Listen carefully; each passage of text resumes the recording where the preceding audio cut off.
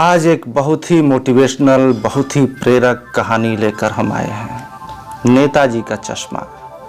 दरअसल इस कहानी के 4 बिंदु हैं। एक तरफ देशभक्ति है, देशभक्ति का जुनून है, पागलपन की हद तक है, और दूसरी तरफ इस जज्बे को सलामी ठोकते लोग भी हैं हमारे समाज में। ऐसे लोग भी हैं जो देशभक्ति की इस भावना की कदर करते हैं, उनका सम्मान करते हैं।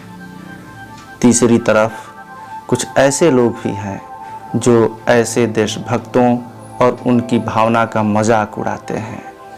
क्या होगा ऐसी कौम का जो अपने लिए बिकने के हर मौके तलाश करती है। जिन देशभक्तों ने अपनी ज़िंदगी, अपनी जवानी, अपना घर, अपनी गृहस्थी, सब कुछ देश के नाम स्वाहा कर दिया, उनका मजाक उड़ाने वाले ऐसी कौम का क्या होगा। चौथी तरफ उस पार से कहीं टिमटिमाता हुआ एक तारा उम्मीद का दिखाई देता है, तो फिर देशभक्ति की भावना को बल मिलता है। एक उम्मीद सी जगती है कि हाँ, यह भावना सुरक्षित है। दरअसल ये कहानी है नेताजी का चश्मा, जिसे लिखा है स्वयं प्रकाश ने। स्वयं प्रकाश कहानी की दुनिया में कोई नए नाम नहीं है, एक चर्चित नाम है स्वयं प्रकाश। उन्हीं की कहानी है नेताजी का चश्मा, जिस पर आज हम चर्चा करने जा रहे हैं। तो चलिए शुरू करते हैं। एक हालदार साहब थे जो किसी कंपनी में ऊंचे ओहदे पर थे। हालदार साहब को हर 15वें दिन कंपनी के काम के सिलसिले में एक कस्बे से गुजरना पड़ता था। यह एक छोटा सा कस्बा था जिसमें 1 सिनेमा घर थे, एक स्कूल था। नगर पालिका ने शहर के मुख्य बाजार के चौराहे पर नेताजी सुभाष चंद्र बोस की एक संगमरमर की मूर्ति लगवा दी थी, लेकिन शायद उन्हें देश के कुशल मूर्तिकारों का पता नहीं था या उनका बजट अधिक नहीं था। इसलिए हाई स्कूल के एक ड्राइंग मास्टर मोतीलाल जी को ही यह काम सौंप दिया गया था। वर्दी में खड़े नेताजी की इस मूर्ति को देखकर बहुत सारे नारे याद आते थे, जैसे दिल्ली चलो, तुम मुझे खून दो। ये नारों का ध्यान आ जाता था, पर उस मूर्ति में एक चीज जो खटकती थी वह यह थी कि नेताजी की आंखों पर चश्मा नहीं था। चश्मा तो था, लेकिन संगमरमर का नहीं था। एक काले फ्रेम का सचमुच का चश्मा मूर्ति को पहना दिया गया था। पहली बार तो हालदार साहब को वहां से गुजरते समय कस्बे के नागरिकों का यह प्रयास बहुत ही सराहनीय लगा। दूसरी बार जब वे वहां से गुजरे तो उन्हें मूर्ति का चश्मा बदला हुआ दिखाई दिया। पहले मोटे फ्रेम वाला चौकोर चश्मा था और अब तार के फ्रेम वाला गोल चश्मा था।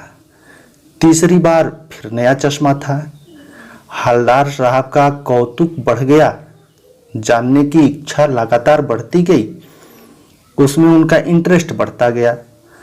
अब तक उनकी आदत बढ़ गई थी कि वहां से गुजरते समय वे चौराहे पर रुककर पान खाते थे और मूर्ति को ध्यान से देखते थे। उन्होंने जब उसी पान वाले से बार बार उस मूर्ति के चश्मे के बदलने का कारण पूछा तो उसने बताया कि एक चश्मे वाला है जिसका नाम कैप्टन है, जो यह काम करता है। ग्राहक को जो फ्रेम चाहिए होता है वह मूर्ति वाला हो तो वहां से उतार कर उसे दे देता है और मूर्ति को दूसरा चश्मा पहना देता है। उसे बिना चश्मे के नेताजी की मूर्ति अच्छी नहीं लगती थी।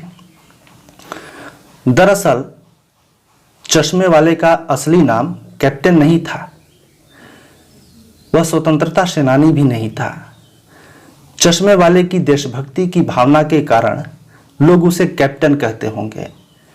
चश्मे वाले के मन में देशभक्तों और शहीदों के लिए अगाध श्रद्धा थी।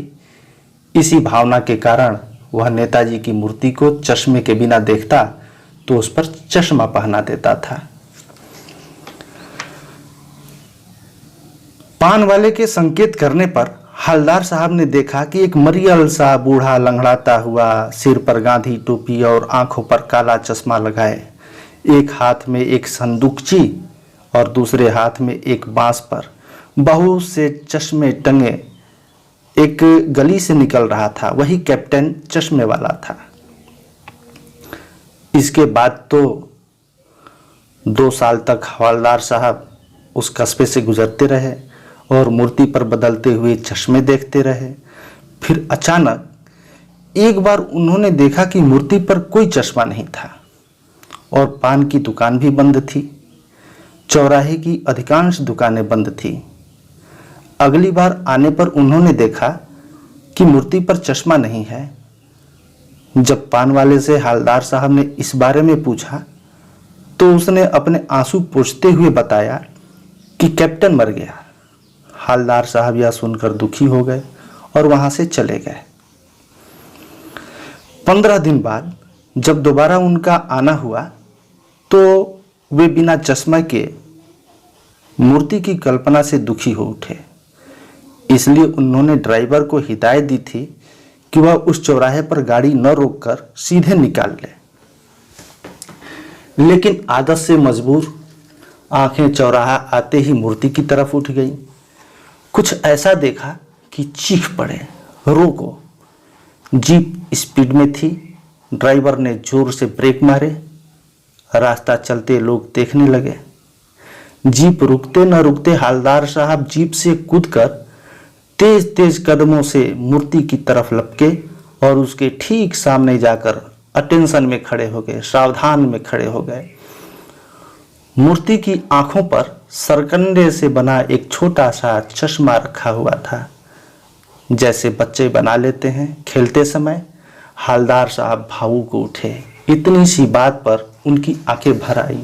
इतनी सी बात, औरों के लिए इतनी सी बात हो सकती है, लेकिन हवलदार साहब जैसे देशभक्त और भावुक और देशभक्तों की कद्र करने वाले, उनके मन में ऐसी भावना उठी कि जिस देश में बच्चे इस तरह की देशभक्ति का काम करते हैं, अभी उम्मीद बाकी है। सभी लोग पान वाले जैसा नहीं है जो देशभक्तों का मजाक उड़ाते हैं, जो कभी कैप्टन का परिचय देते समय उनसे कहा था कि वह पागल है। पागल क्यों है? देशभक्ति की भावना को देखकर उसे पान वाला पागल कहता है।